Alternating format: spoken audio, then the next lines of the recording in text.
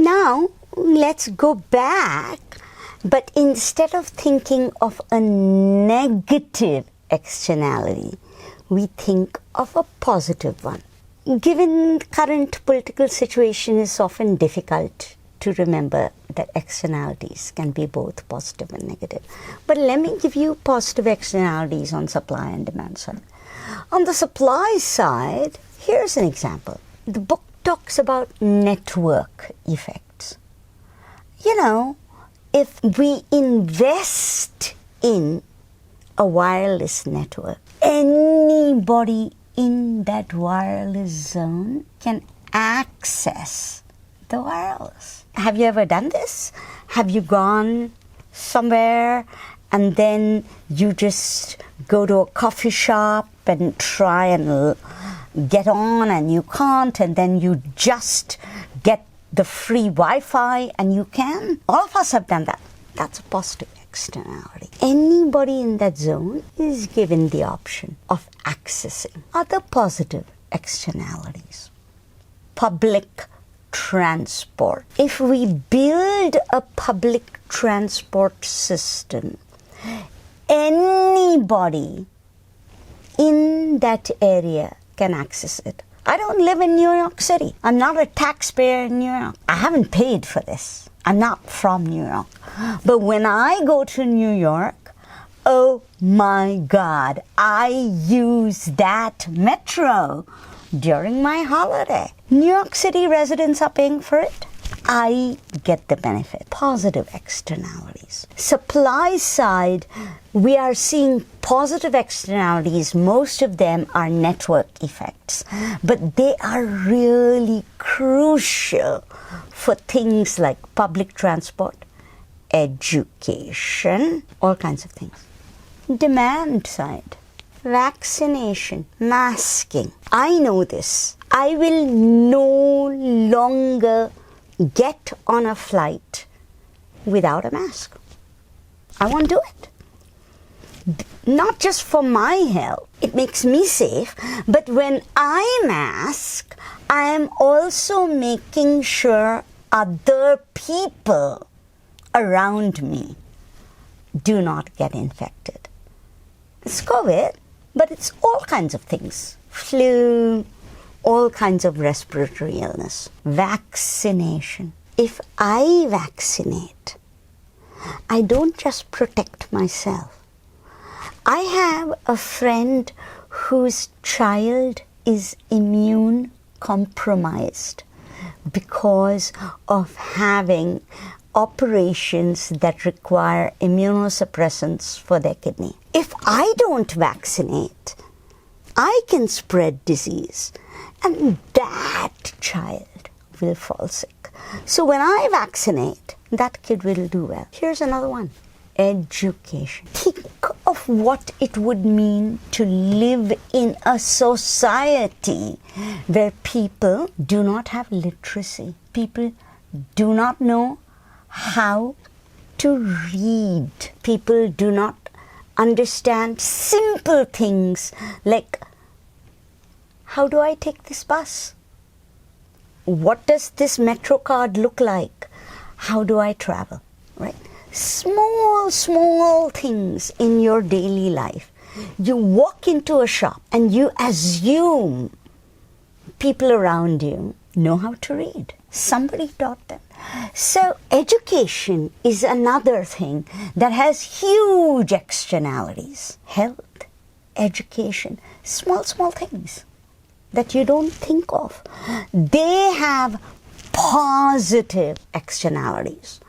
Free Wi-Fi. How many people saw Parasite, where this person was trying to find free Wi-Fi at home? That was a really interesting movie. I loved that movie. But if you saw it, one of the things was, how do I access the internet? Without free Wi-Fi, I can't, right? So these are the kinds of things you want to think of when you think of externalities, positive externalities. So externalities are not always negative. They're often positive. But here's the thing.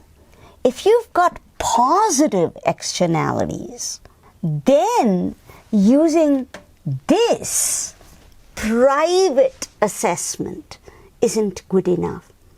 Because just like negative externalities, for positive externalities, we have to decide, okay, this is the private cost of running a system. Let us call this system Amazon Prime, for doing supply of delivery. Compare that with your stamp. How much does it cost you to send a letter? Social benefit of having a good, easy delivery system, much higher benefit compared to social cost.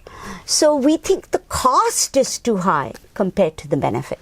So when we come to benefits in this case, we want to engage in a situation where we subsidize or do something to incorporate the social benefit, which is less than the private cost. So in this case, on the supply side, we want that cost to look lower than the private cost. We want to make sure our US postal system reflects lower cost than everybody paying privately for Prime or UPS or whatever. Similarly, if instead of saying I'm going to charge on the production side, let's say I'm going to charge on the consumption side. I'll give you an example. I live in a part of Seattle where the city of Seattle has a project called Rainwise. This is a very interesting project. They will give me a rebate on my water bill. They will reduce my water bill if I reuse rainwater in my garden. Important, right? They're trying to do water conservation, and they figured out that if my consumption behavior entails better use of water resources, that will have benefit not just for me but for the whole community, because I will be preserving the water table.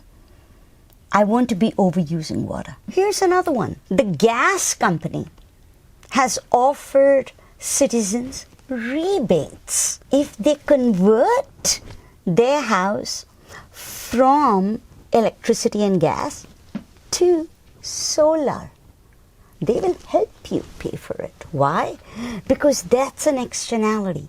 The more you actually conserve on gas, it benefits not just you but everybody else. And right now we are having all these debates about whether the government should give some kind of rebate to people who switch to electric cars, because that will help the climate. So on the demand side, it's the same thing. What I can do is to say, look, if you do this, the actual social as opposed to private value is higher. So what the government can do is to say, look, social value is more than private value. I will subsidize you. I will help you so that you then have a demand curve that shifts out, showing the social value of your consumption choices. So just remember what we're saying. When it comes to externalities, we can absorb the concept of externalities into our supply and demand curves. The main thing is we have to think about the distinction between the private value in the price reflected in the curve compared to the social value.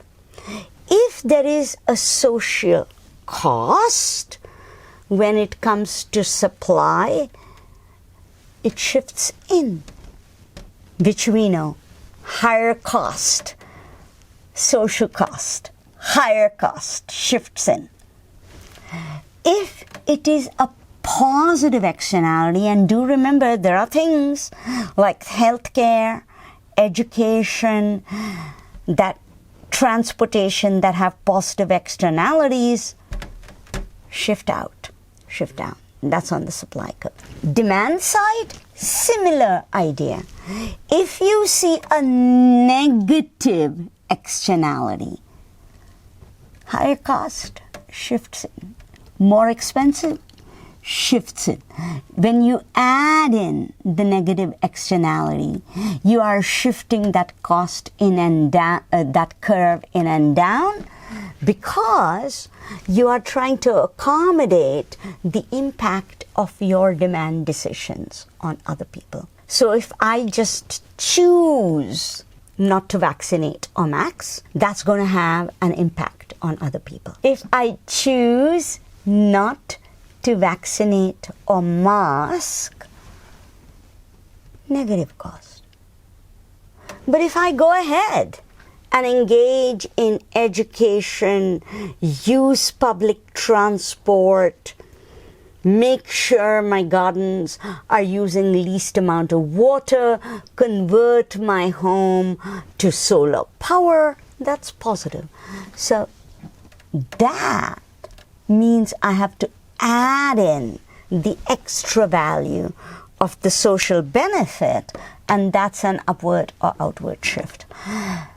This then means that once I add social cost and social benefit, the most efficient outcome in the market is different than the outcome when I use personal, private prices for goods and services.